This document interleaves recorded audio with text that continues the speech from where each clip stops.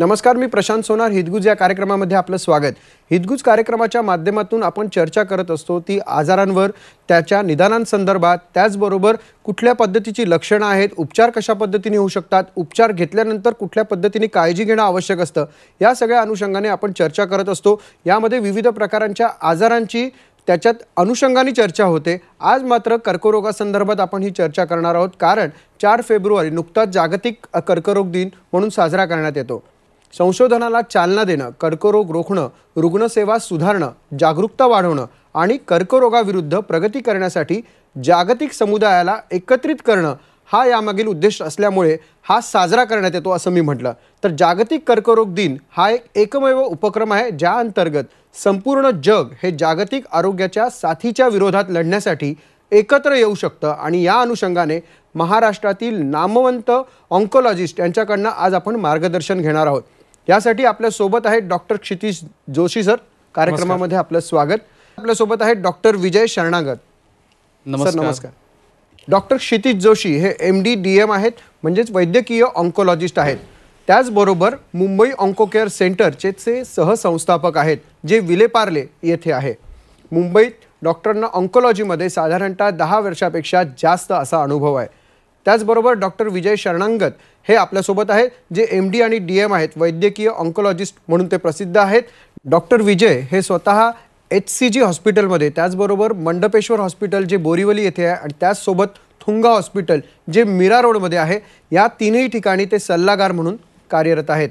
आज या दोन्ही डॉक्टरांना आपण इथे बोलवलं आहेत कारण त्यांची अनेक संशोधनं आणि प्रकाशनं देखील प्रसिद्ध झालेली आहेत. अनेक राष्ट्रीय आणि आंतरराष्ट्रीय परिसंवादांमध्ये देखील त्यांनी वक्ता म्हणून आपली मतं सादर केलेली आहेत. त्याचबरोबर त्यांच्याचकडनं आज आपण जाणून घेणार आहोत कर्करोगाच्या अनुषंगाने. सर, आपल्या कार्यक्रमामध्ये पुन्हा एकदा स्वागत. धन्यवाद. डॉक्टर विजय, सुरुवातीला मी तुमच्याकडे येतो प्रश्न घेऊन की भारतात कर्करोगाच्या संख्येमध्ये वाढ का होते, रुग्णांच्या संख्येमध्ये वाढ का होते, याचे कारण काय आहेत? प्रशांत, तसं बघितलं तर आपल्या देशामध्ये कर्करोगाचं प्रमाण खूप वाढत आहे आणि ते पुढे चालून पण मी म्हणेल की वाढतच जाणार आहे.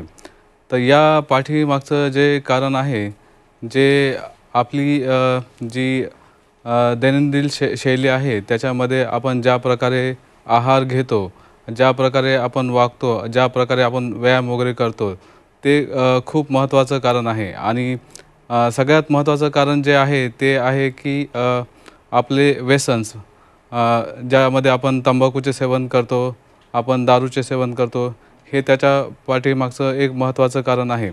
त्याचबरोबर मी म्हणेल की जे पोल्युशन आहे, पोल्युशन एक महत्त्वाचं कारण आहे. ते वाढतं पोल्युशन पण एक कारणीभूत कारण आहे. हे महत्त्वाचे कारणं आहेत. डॉक्टर क्षितिज, मला पुढचं तुमच्याकडनं जाणून घ्यायला हवेल की भारतामध्ये एक तर लोकसंख्या आहे, अनेक आव्हानं यामध्ये येत आहेत. असमतोलता वाटते का कर्करोगाच्या उपचारांमध्ये किंवा त्या शोधण्यामध्ये? काय आव्हानं आहेत आणि ती कशी पूर्ण करायची? फार महत्त्वाचा प्रश्न विचारलात तुम्ही. आव्हानं तर निश्चितच आहेत. सर्वात प्रथम ज्याच्यामध्ये आपल्याला लक्ष दिलं पाहिजे ती लोकांमध्ये असलेली जागरूकतेचा अभाव, त्याचबरोबर सुविधांचा अभाव, त्याचबरोबर संशोधन आणि शिक्षणाचा कर्करोगाच्या निमित्ताने जे आवश्यक आहे त्याचा अभाव, किंवा नियोजनाचा, किंवा जे पहिले जे आपल्याला जी आव्हानं होती आणि नवीन जी आव्हानं येणार आहेत, जसं सरांनी सांगितलं, जसे नंबर वाढत आहेत कॅन्सरच्या केसेसचे, तर त्यांच्या नियोजनाचा अभाव, असं आपण ढोबळमानाने त्याला आपण 4 याच्यामध्ये विभाजित करू शकतो. त्याच्यामधलं सर्वात महत्त्वाचं म्हणजे आपण पेशंटचा, लोकांचा विचार केला तर त्याच्यामध्ये गैरसमज. आजही बऱ्याच प्रमाणावर कर्करोगाबद्दल गैरसमज आहेत. लोक त्या कर्करोगाचं निदान करून घेण्यासाठी सुद्धा घाबरतात. एक सोशल स्टिग्मा आहे. आणि कधी तर म्हणजे असं पण समजलं जातं की कर्करोग हा संसर्गजन्य आहे. तर मला सांगावं वाटतं, कर्करोग हा संसर्गजन्य मुळीच नाही आहे. तर याच्यामुळे डायग्नोसिसमध्ये आपल्याला बऱ्याच अडचणी येतात आणि हा कर्करोग हा पुढच्या स्टेजमध्ये, लेट स्टेजमध्ये डायग्नोज होतो. त्यामुळे तो पूर्णपणे बरा करता येत नाही. त्याचबरोबर आपण जर सुविधांचा अभाव म्हटलं तर कॅन्सर ट्रीटमेंटची सुविधा केंद्र फार कमी आहेत आणि ते सुविधा केंद्र पण थोडं शहरी भागामध्ये जास्त आहेत आणि ग्रामीण भागामध्ये कमी आहेत. ही तफावत आहे. आणि जर आपण उत्तर आणि दक्षिण भारताचा जरी असा विचार केला तर उत्तरेकडे केसेस जास्त आणि कॅन्सर केंद्र कमी आणि दक्षिणेत थोडी रिलेटिव्हली जास्त आहेत. तर ही सगळी विषमता आहे. आणि जी केंद्र जरी आहेत तिथे केंद्रामध्ये जे तज्ज्ञ आहेत ते अवेलेबल पण कधी कधी नसतात, त्यांची कमतरता आहे. कधी कधी रेडिएशनसारखं मशीनची कमतरता आहे, कॅन्सरसाठी लागणाऱ्या औषधांची कमतरता आहे. आणि या सगळ्या गोष्टींची जी कमतरता आहे आणि त्यामुळेच हा सगळा प्रॉब्लेम आहे. आणि निश्चितच गव्हर्नमेंट त्याच्यासाठी पावलं उचलत आहे. पण जे पॉप्युलेशन आहे त्याच्या दृष्टीने आपण विचार केला तर ते थोडं अपुरं पडतं. म्हणून मेडिकल ऑन्कॉलॉजिस्ट म्हणून आपलं जे सामाजिक कर्तव्य आहे त्या दृष्टीने आम्ही एक ग्रुप ऑफ ऑन्कॉलॉजिस्ट आहेत, त्यांनी एक मुंबई ऑन्को केअर सेंटर नावाचं जे सेंटर चालू केलं आहे. त्याचं कारण हेच आहे की हे आपण अतिउच्च दर्जाची कर्करोग सेवा रुग्णांना माफक दरात त्यांच्या घराच्या जवळ उपलब्ध करून देणं हे आहे. आणि असे 15 सेंटर आमचे कार्यरत आहेत आणि आमचा तोच प्रयत्न आहे आणि एक थोडंफार त्याला यश लाभत आहे. बऱ्याच पेशंटला त्याचा फायदा होतो आहे आणि लोकांनाही ते बरंच उपयुक्त ठरत आहे. नक्कीच डॉक्टर, मुख्यतः हा चांगला विचार करून तुम्ही ते सुरू केलेलं आहे आणि सगळ्या मिळून एकत्रितरित्या या संदर्भात काम करतायत हे देखील वाखाणण्यासारखं आहे. डॉक्टर विजय, कॅन्सरच्या स्क्रीनिंग बद्दल तुमची मतं काय आहेत? कारण बऱ्याच वेळा काय होतं की पेशंटला किंवा त्यांच्या रुग्णांना असं वाटत असतं की हे खूप चांगलं नाही आहे किंवा वाईटच आहे किंवा अरे आता नाही आहे, आपल्याला काही शक्यता वाटत नाही तर उगाच का करावं. काय सद्यस्थिती आणि याबद्दल तुमचं मत काय? प्रशांत, तसं बघितलं तर स्क्रीनिंग केल्याच्या नंतर आपल्याला कॅन्सर खूप इनिशियल स्टेजमध्ये डायग्नोज करण्यासाठी मदत होते. आणि ज्यावेळेस कॅन्सर इनिशियल स्टेजमध्ये डायग्नोज होतो त्यावेळेस त्याचे क्युअर रेट्स खूप जास्त असतात. त्याच्यामुळे पेशंटला खूप फायदा पण होतो. त्याच्यामुळे मी म्हणेल की स्क्रीनिंग करायलाच पाहिजे. पण बरेचसे जे नागरिक आहेत त्यांना कॅन्सरची भीती वाटते. त्यांना असं वाटतं की आपण जर स्क्रीनिंग केली आणि आपल्याला कॅन्सर डायग्नोज झाला तर आपल्याला ते सगळ्या गोष्टी पुढे जाऊन सामोरे करावं लागतात.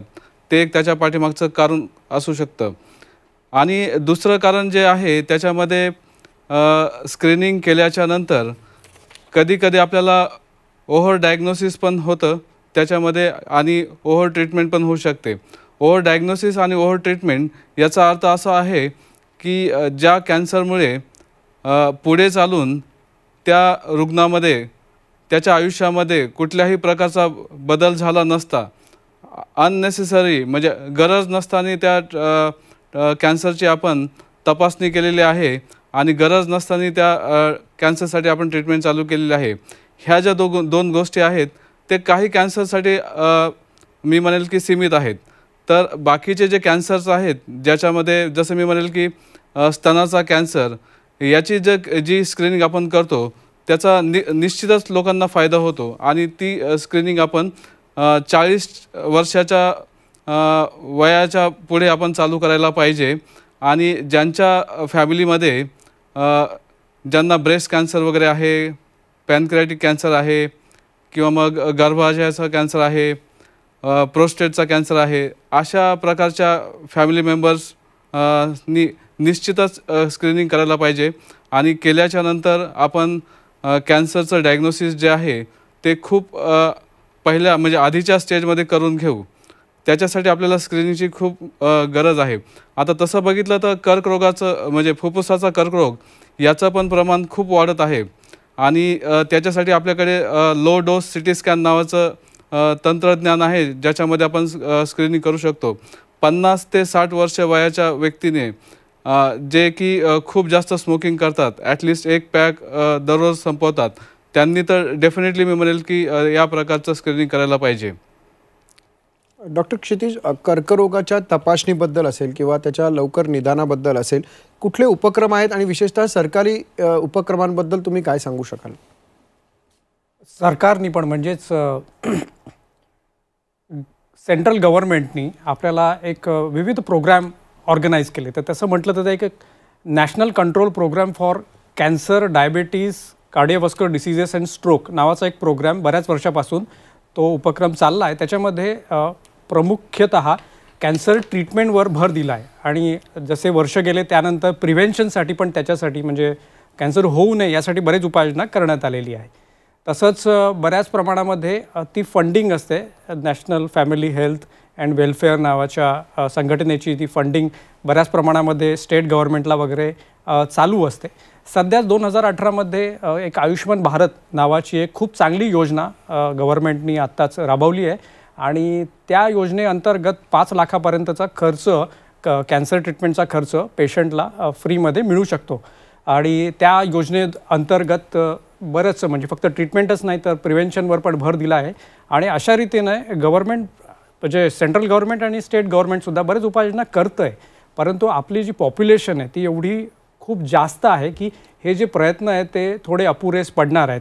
जसं आपल्याला फ्युचरमध्ये जसं या योजनांचं रीच लोकांपर्यंत पोहोचेल तशी ती गरज कमी होईल.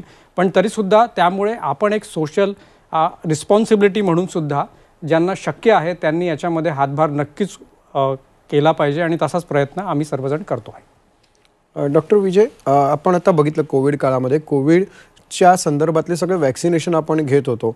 अशाच पद्धतीने कॅन्सरला प्रतिबंध करण्यासाठी लसीकरण मोहीम जी जागवली जाते त्याबद्दल काय स्टेटस आहे सध्याचं, काय सांगाल याबद्दल? कॅन्सरसाठी जे लसीकरण सध्या आपल्या भारतामध्ये अवेलेबल आहे त्याच्यामध्ये फक्त एकच कॅन्सर येतो, तो आहे सर्वायकल कॅन्सर. सर्वायकल कॅन्सर म्हणजे आपल्या गर्भाशयाच्या मुखाचा कॅन्सर असं मी मराठीत म्हणेल. तर याच्यासाठी एक लस सध्या भारतामध्ये अवेलेबल आहे. ती लस भारताच्या जो नॅशनल प्रोग्राम आहे त्याच्यामध्ये सध्या तर अवेलेबल नाही, पण फ्युचरमध्ये अपेक्षित आहे की त्याच्यामध्ये पण येऊन जाईल. पण ही जी लस आहे ती HPV रिलेटेड लस आहे. HPV जो व्हायरस आहे हा सर्वायकल कॅन्सर म्हणजे गर्भाशयाच्या मुखाचा जो कॅन्सर आहे तो हा व्हायरसमुळे तो होतो. तर या व्हायरसच्या अगेन्स्ट आपण जी लस बनवलेली आहे तर ती लस जर आपण घेतली तर आपण त्या कॅन्सरला प्रिव्हेंट करू शकतो. तर ही लस जी आहे सध्या 2 फॉर्ममध्ये अवेलेबल आहे. तिसरा फॉर्म सध्या म्हणजे अवेलेबल आहे पण आणखीन भारतामध्ये आलेलं नाही आहे. पण जे 2 लस आहेत त्या भारतामध्ये अवेलेबल आहेत. त्याच्यामध्ये एक फर्स्ट जी आहे ती क्वाड्रिव्हॅलेंट, तिचं नाव आहे गार्डासिल आणि दुसरी आहे सर्वारिक्स. आणि जी तिसरी वॅक्सिनेशन जी आहे त्याच्यामध्ये 9 प्रकारच्या व्हायरसचे स्ट्रेन घेतलेले आहेत पण ती सध्या अवेलेबल नाही आहे. भारतामध्ये सिरम इन्स्टिट्यूट ऑफ इंडिया यांनी आपली HPVची वॅक्सिन तयार केलेली आहे. ती सध्या अवेलेबल पण आहे आणि आपण त्याचा वापर करू शकतो. 9 ते 16 वर्ष वयोगटातील ज्या मुली आहेत त्यांनी ही लस घ्यायला हवी आहे. त्याच्यामध्ये पहिल्या महिन्यामध्ये फर्स्ट डोस घेतल्याच्या नंतर कमीत कमी 5 ते 6 महिन्यामध्ये त्याचा दुसरा डोस घ्यायला पाहिजे आहे. आणि ज्या मुली 16 ते 25 वर्ष वयोगटात आहेत त्याच्यामध्ये 2 ते 3 डोस तुम्ही घेऊ शकतात. पहिला डोस पहिल्या महिन्यामध्ये घ्यायचा आहे. दुसरा जो डोस आहे तो 4 आठवड्याच्या आत घ्यायचा आहे आणि तिसरा डोस जो आहे तो 5 ते 6 महिन्याच्या अंतरामध्ये घ्यायचा आहे. या प्रकारे आपण वॅक्सिनेशन घेतल्याच्या नंतर सर्वायकल कॅन्सर म्हणजे गर्भाशयाच्या मुखाचा कॅन्सर आपण टाळू शकतो. डॉक्टर विजय आणि डॉक्टर क्षितिज, मला पुढचा प्रश्न जो आहे तो तुम्हाला दोघांनाही विचारायचा आहे की कर्करोगाच्या विविध उपचार पद्धती आहेत, विशेषतः इम्युनोथेरपी असेल किंवा टार्गेटेड थेरपी असेल किंवा कार्टी थेरपी असेल, तर याबद्दल तुम्ही काय सांगू शकाल? डॉक्टर क्षितिज, सुरुवात करू. इम्युनोथेरपीबद्दल मी सर्वात प्रथम सांगू इच्छितो कारण मागच्या काही दिवसांमध्ये सर्वात जास्त चर्चेला जाणारा तो एक विषय आणि लोकांना बरीच त्याच्याबद्दल माहिती पाहिजे असते. तर जसं केमोथेरपी, टार्गेटेड थेरपी या काही उपचार प्रणाली आहेत तशीच इम्युनोथेरपी एक उपचार प्रणाली आहे आणि त्याचं इनडायरेक्टली आपली इम्युनिटी, प्रतिकारशक्ती वाढवण्यासाठी आपल्याला फायदा होतो. याची ॲक्शन कशी होती म्हणजे जी औषधं उपलब्ध आहेत ती औषधं चेकपॉईंट इनिबिटर्स आहेत. म्हणजे मी सोप्या शब्दामध्ये जर सांगायला गेलो तर आपल्या शरीरामध्ये टी सेल्स, टी लिम्फोसाइट्स या प्रतिकारशक्ती करणाऱ्या सेल्स असतात की त्यांचं काम असतं की या कॅन्सर सेलला मारणं. पण कॅन्सर सेल थोड्या स्मार्ट असल्यामुळे त्या अशा दाखवतात निगेटिव्ह इनिबिशननी की त्या नॉर्मल सेल आहे त्यामुळे या टी सेल आपल्या कॅन्सर सेलला मारत नाहीत. तर ही जी औषधं आहेत चेकपॉईंट इनिबिटर्स जी इंजेक्शनद्वारा दिली जातात ते हे निगेटिव्ह इनिबिशन काढून टाकतात. आणि ते त्या रिसेप्टरला अटॅच होतात आणि ते निगेटिव्ह इनिबिशन जातं आणि त्यामुळे आपल्या टी सेल्स त्या कॅन्सर सेलला मारतात. म्हणजे यातून कुठलंही बाहेरच्या पद्धतीचं औषध आपल्याकडे किंवा त्याचं साईड इफेक्ट असणारं औषध आपण देत नाही, त्यामुळे याचे साईड इफेक्ट बरेच कमी असतात. जर आपण बघितलं तर याची रिस्पॉन्स रेट जो आहे 20% असं म्हटला जातो, पण ज्यांना हा रिस्पॉन्स येतो त्यांना लाँग सस्टेन रिस्पॉन्स येतो. आणि जे केमोथेरपीच्या काळामध्ये आपल्याला एवढं दिसलं नव्हतं, जसं फुफ्फुसांचे कॅन्सर्स असतील किंवा हेड अँड नेक कॅन्सर असतील, तोंडाचे कॅन्सर किंवा किडनीचे कॅन्सर, या काही इंडिकेशनमध्ये इम्युनोथेरपी फारच जास्त प्रभावशाली आपल्याला दिसलेली आहे आणि काही 20% लोकांना ती खूपच जास्त दीर्घकाळापर्यंत कॅन्सरला प्रिव्हेंट करण्यासाठी कारणीभूत ठरली आहे. याच्यामध्ये फक्त सध्या थोडासा कॉस्ट म्हणजे किंमत हाच एक अडथळा आहे. आणि आत्ता जसं त्याचे पेटंट ओव्हर होतील आणि ते नजदीकच आलेलं आहे आणि त्याच्यावरच आपली किंमत काफी कमी होईल. परत त्या कंपन्यांनी पण काही प्रोग्राम्स केले आहेत, त्यामुळे जास्तीत जास्त लोकांपर्यंत ही थेरपी जेव्हा इंडिकेटेड असेल तर पोचली तर कॅन्सरचं आपल्याला रिस्पॉन्स रेट वाढण्यासाठी निश्चितच मदत होईल. डॉक्टर विजय. इम्युनोथेरपी जी की टी सेल्सला ॲक्टिवेट करते आणि कॅन्सर सेलला किल करते. त्याच प्रकारे कार टी सेल थेरपी आहे. कार टी सेल थेरपी एक वेगळ्या प्रकारची थेरपी आहे, ज्या थेरपीमध्ये आपण पेशंटच्या टी सेल्स रिमूव्ह करतो आणि त्या टी सेल्सला आपण लॅबमध्ये ॲक्टिवेट करतो कॅन्सरच्या अगेन्स्टसाठी. म्हणजे आपण काय करतो, कॅन्सरवर जे अँटीजन्स असतात त्या अँटीजन्सवर आपण आर्टिफिशियली ज्या अँटीबॉडीज वगैरे तयार करतो त्या अँटीबॉडीज आपण टी सेल्सवर म्हणजे आपण त्या टी सेल्सवर ते ठेवतो आपण त्या अँटीबॉडीज.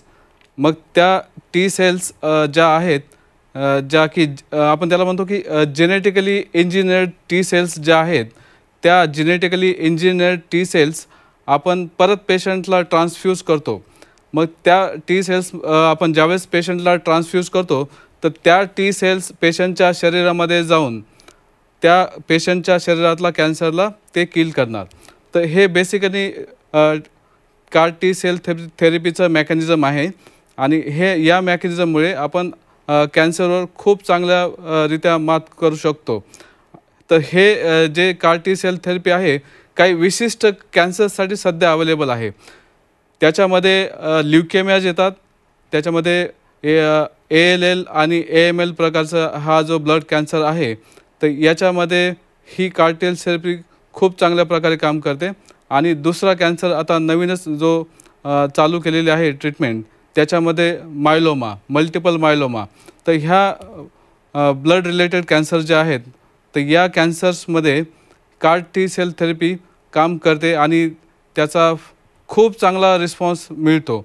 कमीत कमी 80% ते 85% रिस्पॉन्स रेट आहे क्युअर करण्याचा. याच्यामध्ये ज्या प्रकारचे ब्लड कॅन्सर्स आहेत ज्यांना आपण रिफ्रॅक्टरी म्हणतो की इनिशियली ट्रीटमेंट केल्याच्यानंतर पण त्या कॅन्सरमध्ये काही प्रकारचा गुण आलेला नाही आहे, किंवा मग जे पूर्णपणे बरे झाल्याच्यानंतर परत वापस आलेले आहेत, अशा कॅन्सर्समध्ये आपण ही ट्रीटमेंट वापरतो. आणि ही ट्रीटमेंट वापरल्याच्यानंतर 80 to 85% पेशंट्स बरे होऊन जातात, त्यांना कॅन्सरपासून मुक्तता मिळते. नक्कीच. डॉक्टर क्षितिज, मला पुढचा प्रश्न असा विचारायचा तुम्हाला की कुटुंबावरती देखील याचा परिणाम होतो आणि रुग्णावरती देखील कुटुंबाचा परिणाम होत असतो.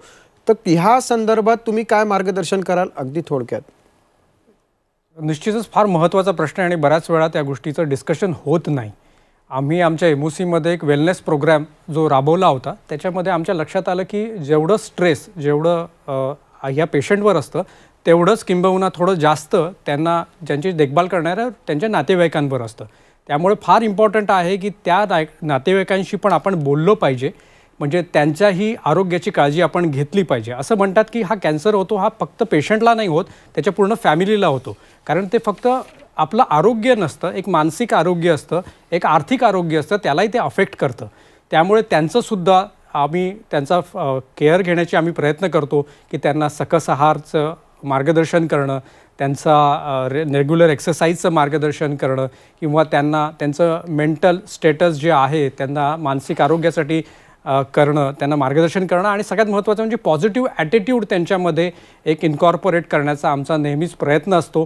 कारण आम्ही असं म्हणतो की जर पेशंट आणि पेशंटचे नातेवाईक हे दोघंही जर आपण व्यवस्थित त्यांना पॉझिटिव्ह ॲटिट्यूड देऊ शकलो तर ते ट्रीटमेंटला चांगले रिस्पॉन्ड करतात आणि त्यांना बरं होण्याची शक्यता वाढते. नक्कीच डॉक्टर विजय आणि डॉक्टर क्षितिज, तुम्ही आज इथे आलात आणि विशेषतः जनजागृतीच्या अनुषंगाने तुम्ही कर्करोगासंदर्भात, आजारासंदर्भात बोललात, त्याच्या उपचारांसंदर्भात बोललात आणि विशेष करून सकारात्मक दृष्टिकोन हवा पूर्णतः कुटुंबामध्ये, जेणेकरून या कॅन्सरवर आपल्याला चांगल्या पद्धतीने यशस्वीरित्या मात करता येऊ शकते.